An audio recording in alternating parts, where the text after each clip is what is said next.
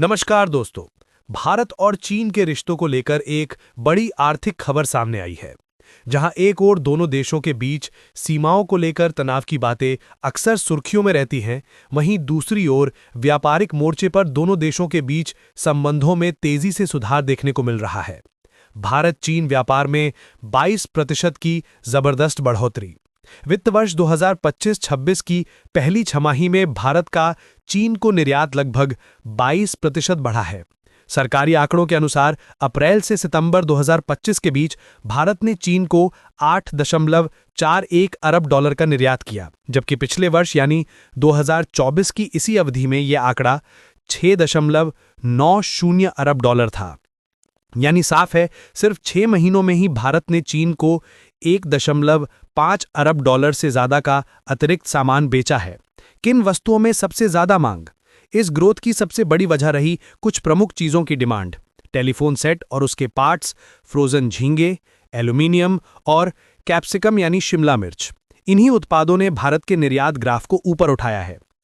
अमेरिकी टैरिफ का असर और चीन की भूमिका।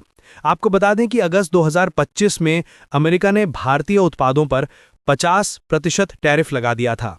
इससे झींगा और एल्यूमिनियम जैसे कई उत्पादों के निर्यात पर बुरा असर पड़ा। कई कंपनियों के ऑर्डर रद्द हुए और कीमतों में गिरावट आई। लेकिन दिलचस्प बात यह रही कि जहां अमेरिका ने दरवाजे बंद किए, वहीं चीन भारतीय सामानों के लिए एक नया बड़ा बाजार बनकर उभरा।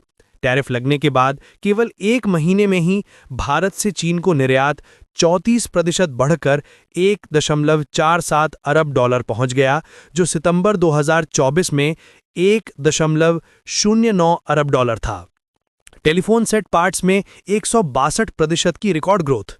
अगर बात करें टेलीफोन सेट के पार्ट्स की, तो इस सेक्टर में ग्रोथ 162% तक पहुंच गई है।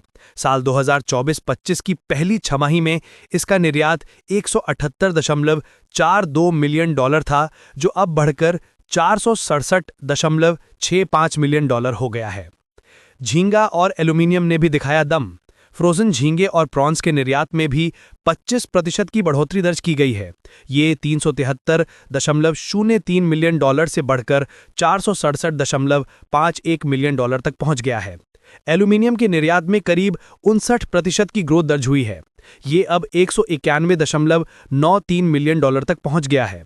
सल्फर के निर्यात में 175% की छलांग। सल्फर का निर्यात भी तेजी से बढ़ा है। सिर्फ 6 महीनों में ही इसमें 175% से ज्यादा की वृद्धि हुई है और ये आंकड़ा 116.80 मिलियन डॉलर तक पहुंच गया है। विशेषज्ञों की राय। एनालिस्ट का कहना है कि यह ट्रेंड भारत की आर्थिक डिप्लोमेसी के लिए सकारात्मक संकेत है। जहां एक और भारत अपने पारंपरिक साझेदारों जैसे अमेरिका और यूरोप के साथ व्यापार बढ़ा रहा है, वहीं चीन जैसे प्रतिस्पर्धी देश के साथ भी संतुलित व्यापारिक रिश्ते बना रहा है। इससे यह भी साबित होता है कि भारत की एक्सपोर्ट बेस अब डाइवर्सिफाई हो रही है, यानी विविधीकृत हो रही है, और अब भारतीय निर्यातक नए बाजारों और नए उत्पादों पर भी फोकस कर रहे हैं। भारत और चीन के बीच राजनीतिक मतभेद जरूर है, लेकिन आर्थिक स्तर पर दोनों देशों के बीच व्यापारिक पुल फिर से मजबूत होते दिखाई दे रहे हैं।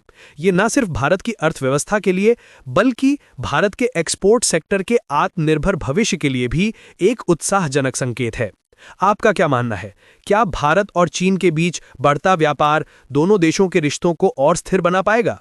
अपने विचार कमेंट में जरूर बताएं।